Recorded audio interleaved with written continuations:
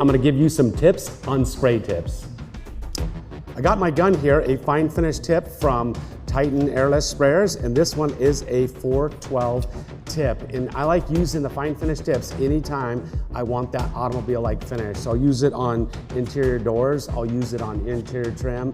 Anytime I'm spraying lacquers, I'll use it for lacquers, and then on the outside of the house, I'll use it for doors and gutters. And you'll be able to see the droplets of paint here are really, really fine and atomized really small. If I compare that with one of the other tips, like the regular production tip, the droplets are gonna be a lot bigger. You'll be able to paint a lot faster and move quicker with the regular production tip, but the fine finish tips, you'll slow down, but it's gonna give you that automobile-like finish.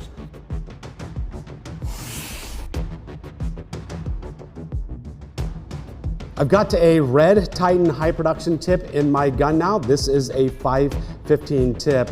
I'm gonna use this thing probably inside of a house and on the outside of the house. When I'm in the inside of the house, I'll use it for walls. I'll use it for closet packs, anywhere where I want to spray and spray fast.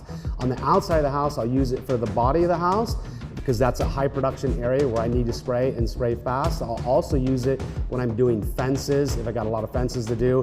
Anytime there's wind conditions or things where overspray can be an issue, I might step down to a Titan HEA tip. I'll show you what it looks like here on the paper. So you got right here. Now the droplets of paint are a little bit bigger with a high production tip versus the fine finish tip.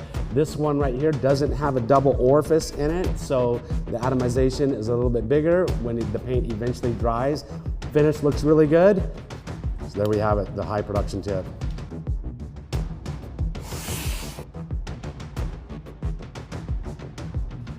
I've got in my gun now a Titan HEA tip, and this is a 517 tip. HEA is high efficiency airless, and this thing runs at low pressures.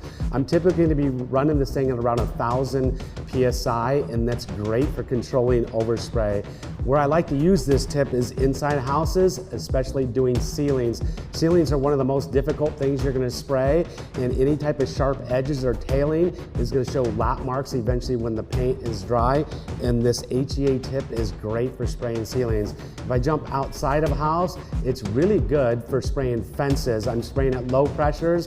When I'm coming over the top of a fence, I'm gonna have significantly less overspray, and overspray is always an issue if there's any type of wind. If I'm back inside of a house, level 5 finishes or smooth wall finishes, it's really, really good, and I'll show you why on the paper here.